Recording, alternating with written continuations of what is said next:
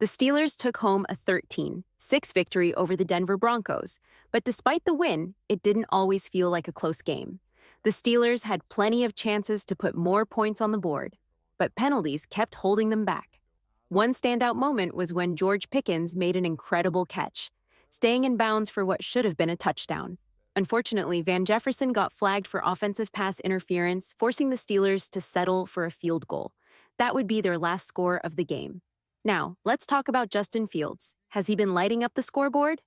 No, but he's been playing smart, efficient football, and that's what's helping the Steelers win. It's going to be tough for them to replace Russell Wilson at this point, but I'm curious to see how Roman Wilson will perform as the number 2 wide receiver. The Steelers are struggling in the receiving department right now. One thing you have to give Arthur Smith credit for is his ability to run the football. His passing game concepts may not be the most innovative, but he's always found a way to establish the run. Even with the Atlanta Falcons, the ground game was solid. And with the Tennessee Titans, it was a strength. This week, Jaylen Warren was healthier, and you could see the impact. Last week, he was dealing with a hamstring injury, but against Atlanta, Cordarrelle Patterson filled in when Najee Harris had to sit out. Warren brings the energy. He's the fastest running back on the team. Najee Harris is the powerhouse, and today, we saw both in action. Harris had 17 carries for 69 yards, while Warren added 42 yards on 9 carries, averaging 5 yards per carry. That's solid production. Pat Freiermuth led the team in receiving with 39 yards on 4 catches, while George Pickens continued to impress as the clear number 1 receiver. He can only do so much, though, with the team's passing limitations. Coach Mike Tomlin has made it clear since he took over the Steelers, he wants to run the ball and play great defense. Over the last 2 weeks, they've done exactly that. However, they'll need to start putting up more points if they want to keep winning. I think they can do it with Justin Fields, as long as they let him play more freely. Injuries are still an issue for this offense, though. Roman Wilson has been out with an ankle injury since training camp, but hopefully he can return next week. He may not be a superstar, but he'll give Pickens some much-needed support. Teams are starting to double-team Pickens, and they need someone else to step up and win those one-on-one matchups. Late in the game, Van Jefferson did make a great play, beating the cornerback in a one-on-one situation, which led to a pass interference call. That's the kind of spark this offense needs. Calvin Austin III is also someone to watch. But the big issue for the Steelers is penalties. Both teams combined for 19 penalties, 9 for the Broncos and 10 for the Steelers. That's something they need to fix, and fast. There's too much of the same mistakes happening. Penalties are costing the team big time. It's got to stop. For example, during the game, Justin Fields was doing his job, handling the blitz, and making a play. But then Dan Moore Jr. got called for holding the defensive end.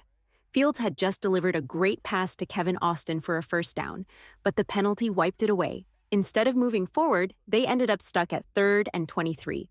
Don't be fooled by the box score. Justin Fields actually played very well. He did some impressive things last week against the Atlanta Falcons, too. Now, I'm not saying he's a franchise quarterback just yet, but if they keep winning games like this and staying efficient, it's going to be tough to put Russell Wilson back in.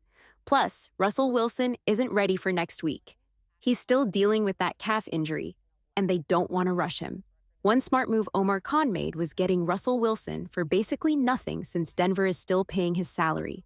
They got Justin Fields for a late-round draft pick, and now both quarterbacks are solid options. But Fields' athleticism, his ability to move in and out of the pocket, and his quicker decision-making fit perfectly into this system. Sure, it'd be nice to see them score 20-plus points a game, but they don't really need to. Today they managed an offensive touchdown with Darnell Washington. Fields noticed a one-on-one situation with a cornerback and delivered a beautifully accurate throw. It was a smart play, and the call by Arthur Smith was spot on. While the offense still needs work, they're efficient. If they cut down on penalties, they'll create more opportunities to score. I believe as the season goes on, the penalties will reduce. That's typical in the NFL, especially early in the season when teams are still shaking off the rust. We're only 2 weeks in, but already this offense looks way better than it did a few years ago under Randy Fichtner, and definitely better than when Matt Canada was calling plays. They're winning games and not turning the ball over, which is always a great sign. Even when Fields throws deep, he's been accurate, so there's not much to complain about. What I'm looking forward to is seeing how the wide receivers perform long-term. Hopefully Roman Wilson can come in and make a big impact as a game changer. Now, let's talk about the fun part, their defense. The Steelers' defense has been incredible. Patrick Queen continues to shine as a top linebacker. Over the past few years, their secondary has had some question marks, especially with Minka Fitzpatrick dealing with injuries last year. But when he's on the field, he's one of the best safeties in the NFL, and we saw that again today with him flying around the field.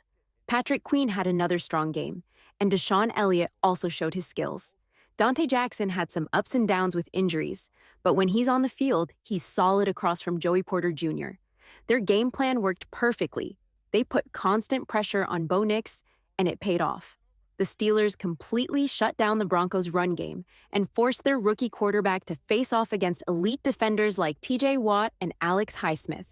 With both of them in top form, they wreaked havoc. TJ Watt grabbed a sack, and Alex Highsmith did the same. As long as these two are healthy, the Steelers will be competitive, keeping games close because they are true game changers. TJ Watt, in particular, is the best defensive player in the NFL right now.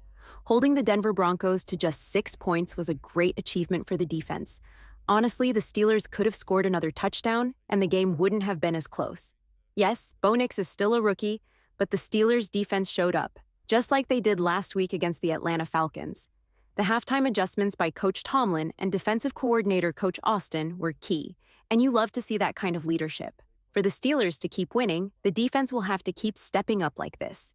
Last season, they made the playoffs even with quarterbacks Mason Rudolph, Kenny Pickett, and Mitch Trubisky all starting at different points. The key was the defense. As long as the offense can stay conservative, run the football, and the offensive line continues to perform well, the defense will be able to do its job and dominate. Joey Porter Jr. is really starting to prove himself as a true number one cornerback. He had a solid game today, helping keep the wide receivers in check.